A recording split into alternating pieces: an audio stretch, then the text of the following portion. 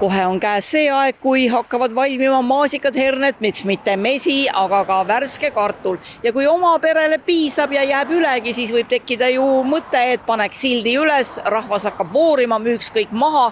Aga kui teil puudub selleks sildiks luba, siis võib tulla Transpordiamet selle sildi ära koristada ja esitada teile arve selle koristamise eest muideks. Niisiis on oluline teada ja tähele panna, kellele kuulub see tee, mille äärde te selle sildikese püstitate. Ja kui tegemist on riigiteega, siis kus asub selle tee kaitsevöönd? Ja tõesti, paljude jaoks tuleb üllatusena, et isegi ajutine reklaam ei ole lihtsalt maaomaniku ja ettevõtja omavaheline kokkulepe. Kuid selliste siltidega maantee ääres ollakse ammu harjunud ja pigem arvatakse, et on tore, kui on teada, kust saab maasikat, kust muud kraami. Need sildid ei eri üldse absoluutselt, need on väga head, need on informatiivsed, sest teinekord märkad seda maasikamüüjat alles siis, kui mööda sõidad. Ja minu arvamus on, et see on lihtsalt mõne väga aktiivse ametniku jutumärkides hea idee. Kirna mõisahärral on ka kogemus siltidega omast käest võtta.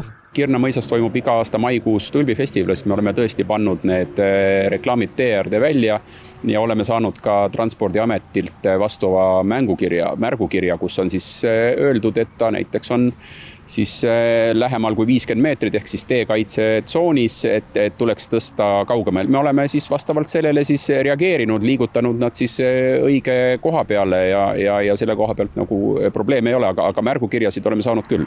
Kuidas siis ikkagi toimida, kui soov möödujaile millestki teada anda? Esmalt vali välja täpne koht, vajadusel küsi maaomaniku nõusolek, seejärel uuri, kas koht jääb tee kaitsevööndisse ja küsi Transpordiametilt luba ning alles siis paigalda silt.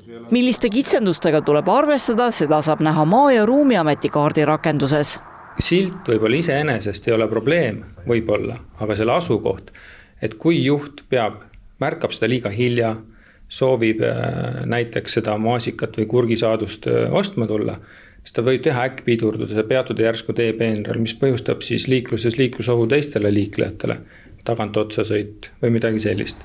Teekaitsevööndisse reklaamtahvli panemiseks on vaja Transpordiameti luba. Teekaitsevöönd on põhimaanteedel mõlemal pool teed kuni 50 meetrit, äärmise sõiduraja välimisest servast muudel maanteedel kuni 30 meetrit. See nõue on juba õigusraamistikus olnud üle 20 aasta.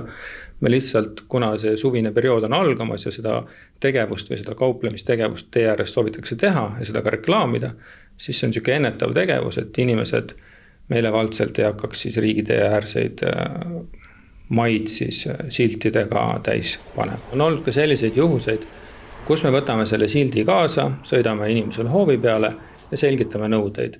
Et see ei tähenda, et seda silti sinna tagasi panna ei saa, aga see lihtsalt tuleks loastada. Loa taotlemine võib võtta aega kuni 30 päeva, kuid reeglina läheb umbes 7 tööpäeva ja selle eest Transpordiamet raha ei võta.